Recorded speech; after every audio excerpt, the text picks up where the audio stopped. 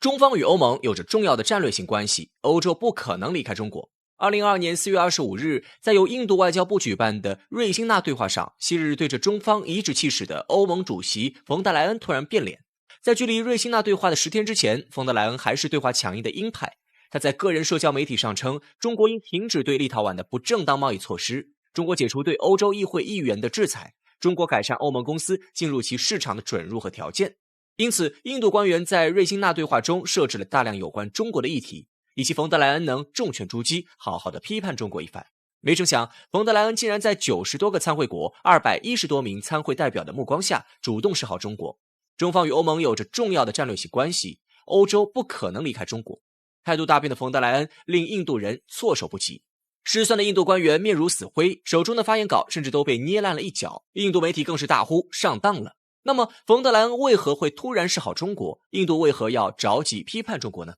其实，冯德莱恩快速换脸、突然变卦的原因和俄乌冲突导致的能源问题紧密相关。失去俄罗斯的信任，陷入能源危机的欧洲不能再与中国交恶，否则很有可能陷入腹背受敌的境地。俄罗斯切断石油、天然气供应后，整个欧洲陷入了恐慌之中。飙升的油价使得当地居民陷入生活危机。在德国，政府甚至限制民众洗澡，很多国家不知道自己能否撑过下一个冬季。面对着这场能源危机，欧洲国家曾联系中东，希望对方能够补缺。然而，波斯湾地区的国家却是态度暧昧，并不愿意拓展欧洲市场。欧洲国家又转头联系自己的老大哥美国，希望对方能拉自己一把。结果，美国不仅在偷偷进口俄罗斯的石油，还不愿意提高石油开采量以供应欧洲市场。四处碰壁的欧洲深陷绝望，他生动形象地演绎了何谓自作孽不可活。作为土生土长的欧洲人，冯德莱恩自然感受到了俄罗斯反击的猛烈。不过，要搞定这个强硬的鹰派，单单只有俄罗斯的回击是不够的。美国的飘忽不定成为冯德莱恩示好中国的强心剂。就如荷兰首相马克·吕特所说的那样，我们亲手毁掉了这一切，我们夹杂在两个大国之间，成为了一杆枪，甚至是没了子弹就被丢弃的那种。美国固然是我们的盟友，但是美国人的战略让我无法洞悉欧洲的未来。我们需要看看东方的朋友，失去俄罗斯的欧洲不能再失去中国。尽管欧洲一直顺应着美国的心意制裁俄罗斯，但是美国似乎对欧洲的功劳视而不见，甚至是不断的制造矛盾，变本加厉的从欧洲身上吸血。自拜登执政以来，美国的全球战略东移、大西洋联盟政策已经转变为印太战略和亚太再平衡政策，战略主要资源由欧洲地区转移到亚太和印太地区。欧洲瞬间从亲密盟友的美梦中惊醒，感到自己已经被无情的抛弃。然而，欧洲的稳定始终是欧盟各国的重中之重。飘忽不定的美国使得欧洲大失所望，看着裂痕重重、危机四伏的同盟关系，战略觉醒的欧洲开始接近中国。俄乌冲突陷入焦灼之时，欧洲大国主张与中国加强对话与接触，寻求达成双边战略共识。除此之外，以马克龙为首的欧洲各国领导人明确提出重塑中欧关系的政治主张。总体而言，美欧、俄欧之间的矛盾日益加剧，客观上为中欧关系的密切提供了发展机遇。交好中国对于欧洲平衡美国的势力具有重大意义。但是国与国之间唯有利益二字，见风使舵是老牌强国的看家本领。冯德莱恩临阵变脸示好中国，与中欧之间的经贸往来、利益纠葛密切相关。面对着中国市场这块大蛋糕，欧洲确实不可能离开中国。自2003年中欧宣布建立战略伙伴关系至今，已有近19年的历史。中国在近年跻身欧盟 No.2 贸易合作伙伴，而欧盟已经连续16年成为中国 No.1 的贸易合作伙伴。2020年，中国对欧盟进出口金额超过5万亿元，占中国进出口总额的 15.4%。在2019年4月，中欧双方领导人会晤商定，争取在2020年促成中欧投资协定的达成，在更加广泛、更加便利、非歧视的市场准入方面做出更大的努力。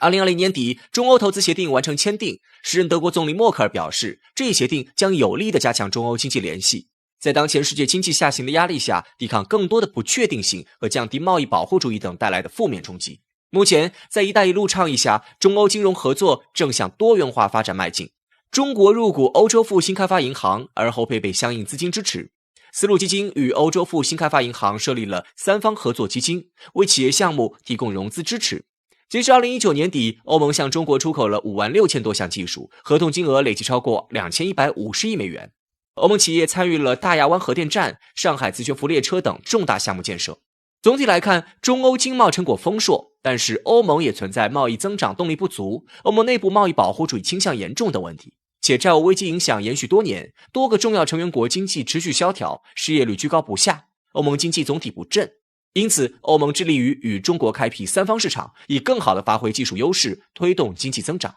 欧盟外长何塞普·博雷利表示，作为2个重要的世界经济体，中欧在三方市场开展合作，有利于提升双方在三方市场的竞争力，避免双方恶性竞争。中国长期耕耘国际市场，积累了丰富的施工管理经验，加上欧盟国家企业在技术上的比较优势，有利于挖掘非洲大陆的广阔市场，为非洲国家带去民生的福音，实现中国、欧盟和非洲三方合作共赢的目的。2019年3月，欧盟委员会向欧洲理事会提交了中欧战略展望。随后，在北京举行的新一轮中欧非洲事务磋商中，欧盟和中国代表就三方合作的潜在途径交换意见。从国际方面来看，当今世界正处于100年未有之大变局，经济增长动力不足，在新冠疫情的冲击下，全球经济增长形势雪上加霜，逆全球化愈加严重，世界经济一体化进程更加缓慢。在此背景下，多边合作显得尤为重要。急于复兴的欧洲自然不可能离开中国，否则欧洲的经济将会出现剧烈震荡。结合以上种种，冯德莱恩迅速变脸的原因也就颇为清晰了。对于失去了俄罗斯的能源供应，忍受着美国出尔反尔的欧洲而言，中国无异于是一根救命稻草。欧洲人抓住了自己的救命稻草，印度人却是慌了神。我们请你来攻击，明明是为了攻击中国的，你怎么就叛变了呢？印度新德里电视台更是大倒苦水，冯德莱恩的转变令人难以置信，甚至如此陌生。那么印度人怎么就反应如此剧烈呢？印度人邀请冯德莱恩抹黑中国的原因其实很简单，那就是转移矛盾。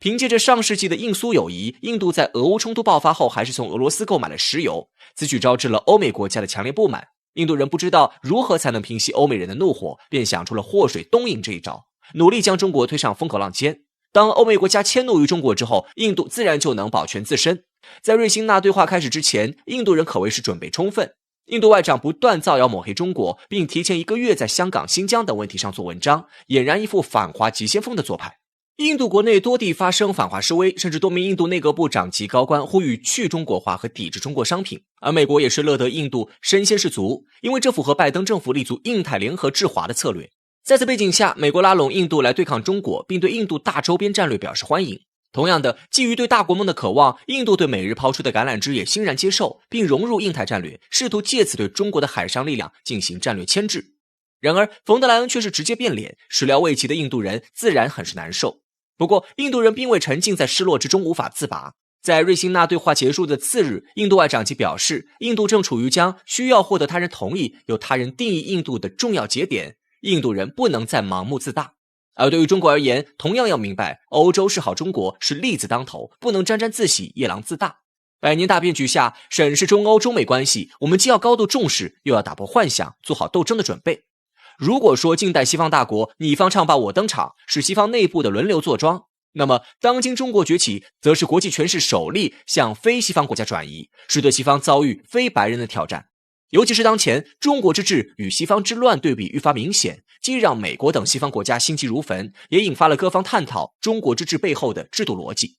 这是所有的西方国家都不愿看到的。鉴于此，美国开始转向对华不接触政策。而且需要注意的是，当前美国对中国的打压和遏制已走向全政府各领域和体系化。这是因为当今所谓中美之争，其本质已不仅仅是传统意义上的权势之争，而是人类社会能否超越弱肉强食的信仰之争，让国家政权为绝大多数人的利益服务，走向推动构建人类命运共同体道路。谁还记得这是特朗普开打贸易战以来的第几次妥协了？5月23号，在特朗普的诉求下，日本首相石破茂与白宫进行了关税战以来的首次通电，传达了要求重新评估关税措施的立场。仅仅2天后的25号，特朗普就又与欧盟进行了非常愉快的谈话，并达成协议，将关税谈判期限延长至7月9号。要知道，就在23号，特朗普还在社交媒体上发文宣称美欧谈判毫无进展，并扬言欧盟成立是为了在贸易上占美国的便宜。毫无疑问，这一出左右手互搏的大戏再次向我们展现了特朗普的喜怒无常，但反复打脸自己显然不符合美国的形象。类似闹剧的背后，往往都牵连着更深的利益诉求。二战结束后，欧洲各国在废墟上寻找重建的道路，战争带来的深重创伤促使一些欧洲国家开始思考如何避免再次爆发世界大上规模的战争，由此欧洲一体化的思想开始萌芽。英国首相温斯顿·丘吉尔在1946年提出的欧洲联合构想便是最早的理论基础，旨在促进欧洲各国团结一致，共同建设一个和平稳定的欧洲。可还不等欧洲国家抱团，美国就先横插一脚，于1949年搞起了北大西洋公约组织。于是就在这样的军事联盟中，欧洲各国率先在防务领域展开了合作。但北约的成立加剧了冷战紧张局势，也让欧洲国家更加迫切想要建立起自己的联盟，以应对这场没有硝烟的战争。终于2年后，欧洲煤钢共同体的成立成为了欧洲一体化的起点。1957年，法国、德国等国更是签署了建立欧洲经济共同体和欧洲原子能共同体的罗马条约，各国开始逐步消除关税壁垒，建立共同市场。随着英国、爱尔兰、丹麦等国的加入，欧共体也向着更广泛的欧洲一体化迈进。直到1989年东欧剧变，柏林墙倒塌，促使欧共体打起了东欧国家的主意。为了吸引从苏联分裂出来的这些加盟国，欧共体在1992年正式转型为欧洲联盟，推出欧元作为统一货币，并加强各国在外交、安全、法律、治安等多领域的合作。此举也确实起到了不错的效果。从1995年到2007年，欧盟迎来了大扩张，其中甚至包含了10个中东欧国家，联盟的成员国也增至27个。正所谓能力越大，责任越大。随着欧盟实力的增强，开始更广泛的介入国际事务。自2000年以来，欧盟投身前南斯拉夫国家转型重建，美国投入了220亿美元，欧盟便投入330亿美元。在伊核问题上，欧盟更是充分发挥了大国协调的独特作用。在美国意图单方面打击伊朗之时，英法德3国建立起与伊朗的独立对话机制，延缓了伊朗的拥核进程，美国的行动也便终止。在能源、航空等领域，欧盟更是制定出统一技术标准，强化了市场准入话语权。其他国家想要进入欧洲市场，就必须要接受其规则，以此来将规范模式推广至全球各国。这些举措让欧盟的国际地位日益提升，而凭借这种软实力输出，也是欧盟成功规避了传统军事强权的路径依赖。只是这恰恰是美国最不愿看到的。一直以来，欧盟由于自身防卫能力薄弱与缺乏统一指挥体系，因此在传统安全领域尤其依赖北约框架下的美国军事保护，这也是美国得以与欧洲绑定的重要一章。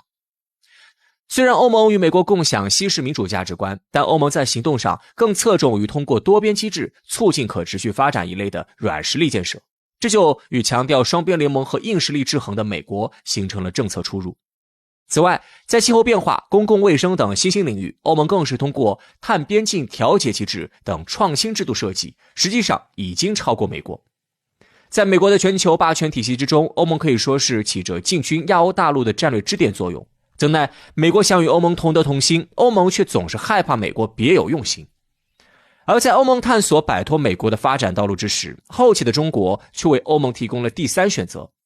中国有庞大的市场与无数的投资机遇，尤其是这里还有着强大的制造业体系与完整的产业供应链，这就让欧盟很难放过这个合作的机会。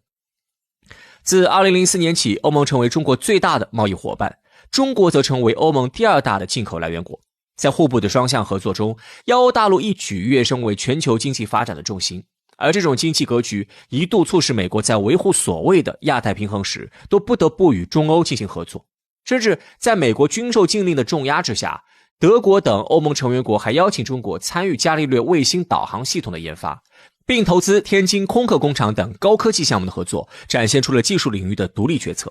如果说欧洲独立发展还只是让美国大感不满，那么欧盟与中国的合作就是让美国自以为是的霸权感受到了所谓的威胁。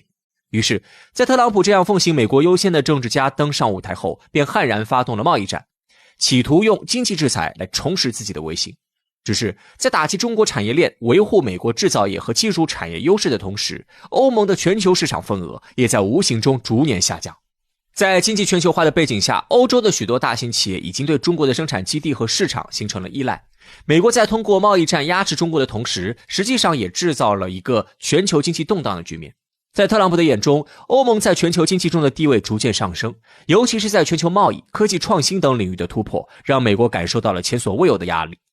关税政策的出台，直接使欧洲公司面临更高的生产成本。在全球产业链的交织中，欧洲成为了无法回避的受害者。尤其是特朗普还退出了巴黎气候协议与伊朗核协议，并推动美国与其他国家的双边贸易协议。这种脱离多边机制的做法，就让欧盟在全球贸易中的影响力被边缘化。同时，降低与欧盟的合作强度，特朗普还能够把更多资源引向美国，进一步加强美国在全球经济中的主导地位，就此削弱欧洲的经济话语权。而一旦这些企划得以实现，欧洲联盟必将再次投入美国的怀抱，而这也确实让欧盟陷入了进退两难的困局之中。面对特朗普的压力，欧盟不得不在外交上采取妥协态度，维持了与美国立场上的一致。同时，欧盟也对美国的钢铝关税实施了报复性关税来进行反制，希望换取美国的缓和态度。只是特朗普的施压也堪称精准，他通过与欧盟成员国单独签订双边贸易协议，成功挑拨了欧洲各国的关系，使欧盟在对美贸易战中缺失了强有力的统一应对。其实从英国脱欧一事就能看出，欧盟从来都不是铁板一块，只是因为一致的经济利益，只是因为一致的安全诉求，这些国家才会愿意联合起来。而结果就是欧盟作为一个整体的贸易谈判能力大幅削弱，美国与法德等经济强国分别进行谈判，更是让这些国家只关注自己的利益，从而放松了对欧盟整体政策的支持。特朗普关税大戏的背后，赫然正是美国对中美欧三方关系进行的一次深刻调整。虽然特朗普的政策让美国在某些领域取得了胜利，但它也加剧了全球经济的不确定性。欧洲也在全球竞争中陷入了尴尬的境地。特朗普之所以会表现出反复无常的态度，就是因为美国真正瞄准的从来都不是具体的税率，而是全球经济的权力重构。表面上，他在中美之间挑动争端，实则在中欧之间制造裂痕，嘴上说着让美国再次伟大，手里却挥舞着关税大棒，把欧盟一步步逼向美国的轨道。但世界早已不是冷战时代的二元格局，中国的崛起，欧盟的脱美，都是世界多极化趋势发展的时代要求和必然选择。所谓的关税大战，虽然短期内可以获得一些谈判桌上的筹码，但此举却无异于饮鸩止渴，美国的外交信誉就此消耗。更为关键的是，在动荡的地缘政治与频繁波动的全球市场面前，欧洲也未必会走上美国预想中的道路。在日战崩盘、美债动荡的当下，真不好说与美国合作还是不是一个较好的选择。